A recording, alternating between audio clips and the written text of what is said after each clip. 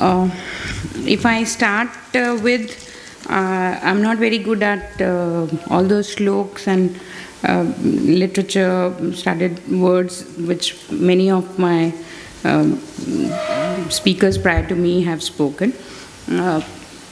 But I'll start with that, which is very good, and it has impressed me always, and it has been my path corrector or light for whatever my life principles are.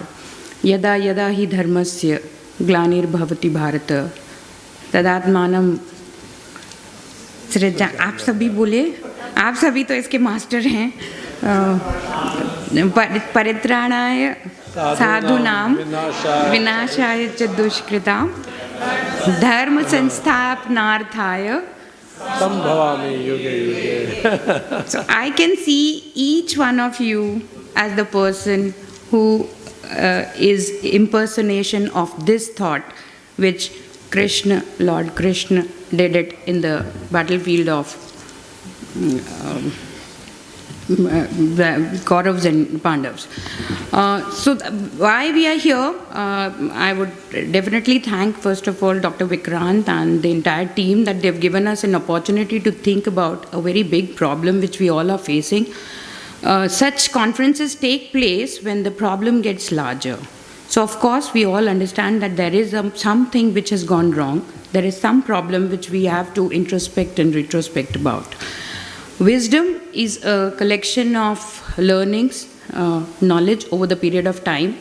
And since the problem right now has become so large that we need to relook into where we went wrong.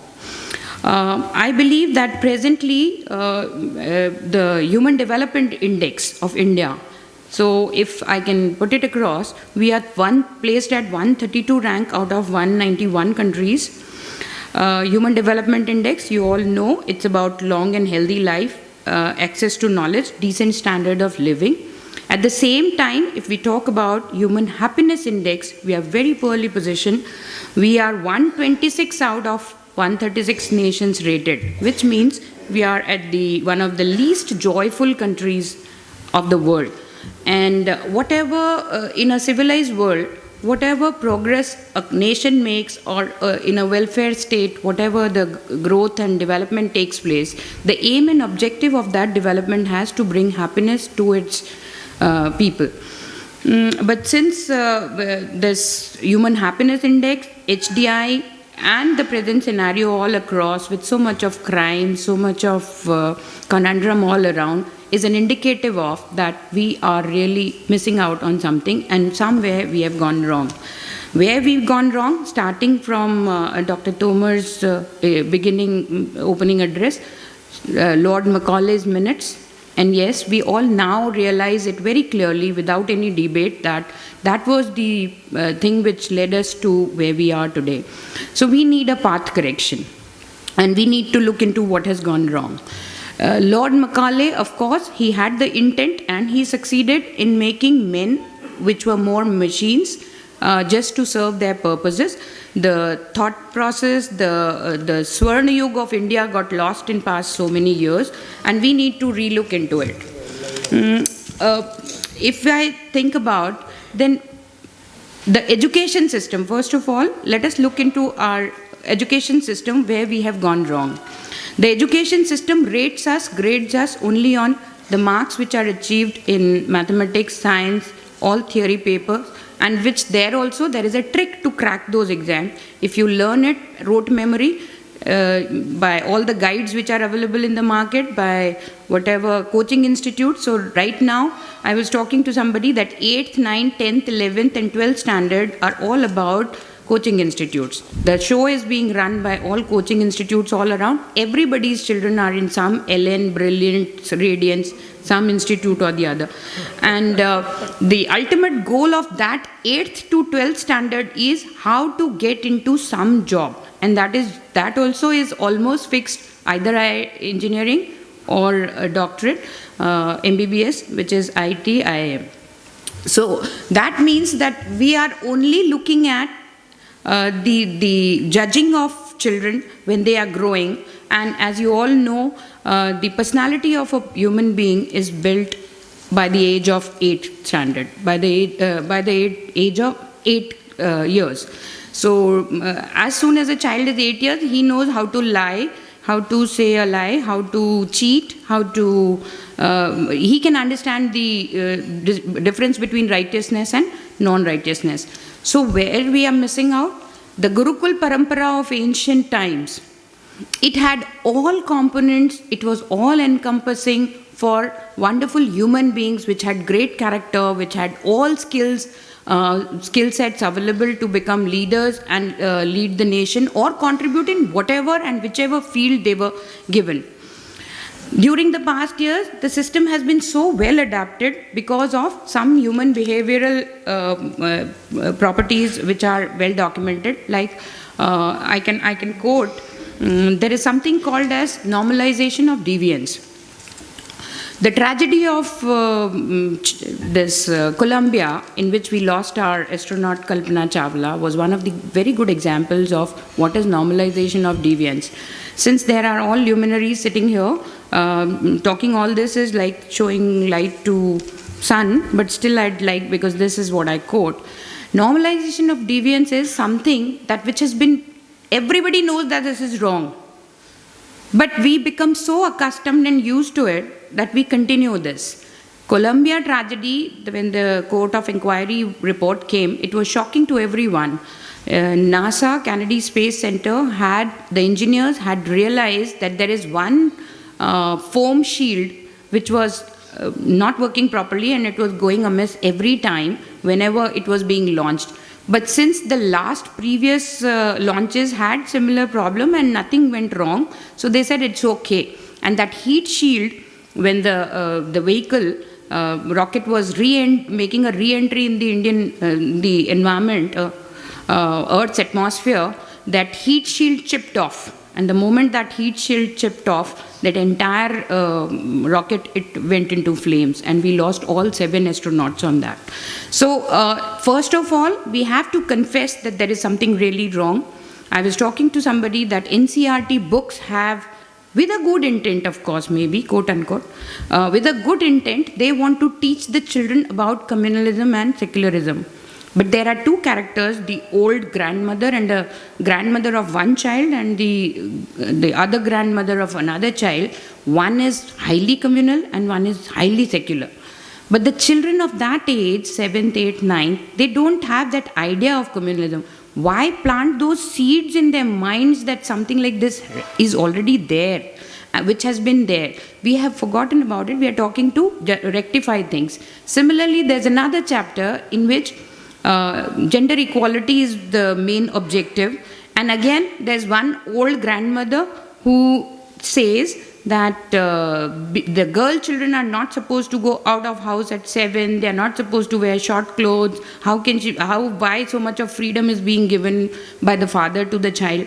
So what I'm trying to say is that why introduce such things to such small minds which are impactable so much? We need to look at what content we are sharing with our children.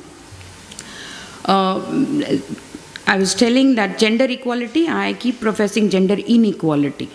If you have to make a balance in something, which is one, and it is already so lopsided, one is very less and the other is very high. So if you have to bring it to equality, you have to give the other portion so much weightage that finally they get balanced. So there should be gender inequality in a positive sense, that women should be given more responsibilities, more positions, more power and authority to decide and take decisions for themselves. There is right now a very positive atmosphere all around. In the recent times, the revival of our canonical literature, ancient wisdom, is all set. The stage is all set. It's time that we all start acting on it and take some decisions. Escalation of commitment is another very beautiful aspect which I like to talk about. So if some organization has already taken it as their motto or their objective, then in that case, they will keep on adding to it. and the belief systems keep on getting strengthened. So once that you can say it is it's a positive bias also. So organizations should come up with students, they should come up with study systems, models, HR management and skill upgradation models, which impart trainings to them so that they have goals which are larger than the organization. Right now, I would say that all business schools, all IITs, all IIMs, they are trying to teach their students to be successful CEOs, executives of that company who can bring profit, enlarge their profits. The balance sheets become better, and they reflect their achievements in terms of figures and numbers. But you all must be aware that ESG, RBI has recently made ESG mandatory for the first 1,000 listed companies. And what we are talking about right now is all about environment, social and governance. So if we can bring out those changes, ESG reporting is mandatory for 1,000 companies, but if it is done voluntarily by the organizations, and I'll tell you, I was talking to some of you, the skill imparting or the HR which we are giving in our institutes to the skill sets which we are imparting to our students, that is market driven. What set of skills should they have is market driven. The companies, what kind of resource they want, so the institutes are training the same thing. If at all, since ESG is now mandatory, it is now the high thing which people are talking about. It is the jargon of the times. And now I came across that many institutes have incorporated ESG training into their curricula. So that is how changes take place. So if we need to have organizations where ESG is given top priority, ESG is a word which has come from the literary world or the commercial part of it. We want, it was already existing in our ancient world. If we can incorporate the two, it will become a very good recipe for all training institutes and organizations to take up. Social, just before me, the speaker, he was also talking about the same thing, that the models which we should have, the first and foremost, HR with a human face. While we are all working in that rush to increase our balance sheets positively, we forget about human beings. The people who are working, who they are working for. We all are earning for somebody or the other. The earnings are for the families. But who is at loss? If we look at the timetable of a normal human being who's working either in government sector or corporate sector, starting from 8 o'clock in the morning, he has to rush for his office. He sits in the car or means of conveyance wherever and returns back by 8. The people he is earning for, the family and children, they get to have only maybe 1 or 2 hours in the morning and 2 hours in the evening. So time, we are not giving them enough time to spend with the family. We are not treating them nicely many of times because of the pressures of performance. And we many a times forget that they are all human beings. I remember one of my officers, he wanted to go home and I kept telling him, no, this March is coming close and so you should be here and finish the jobs and then I'll allow you to go. Unfortunately, as it happened, his wife got, and she was stressing again that it has been so long that you were not coming, and he said that my boss is not, she's not allowing me to come home. And they had she met with an accident that gas cylinder got fire and she got burnt very badly. And when he reached, the only sentence she spoke was that ab to aaye na, but it is too late. And the very next day she was not there. So that human face is very much required, and while we are training our children to take over as executive positions in the future, they all should have a human face. Equality for all, untouchability, etc., are pretty gone, but I've seen many senior officers, senior executives talking very badly to their subordinates, the way they interact with them. They are all human beings, they all have dignity. So even SDGs talk about dignified workspace. What I would suggest is, one is HR with a human face. We need to have a revamped education system wherein we can have humans, students who are happy. We have taken all good things from the West, but we have not taken yet happy childhood schooling, which they practice. Their schools are for very happy children, whereas we have very frustrated, rebellious children who start having altercations with their parents right from the morning. I would just like to end. This was just a thought-provoking that we really need to do a lot. The SDG 17 have already been laid down. It's only that we have to incorporate them in our working and functioning. It is United Nations agreed principles without any doubt that the planet is for people, people are for progress, and whether they progress, the ultimate goal is peace. Peace in our lives, happiness, and that is the only sustainable model which we can have.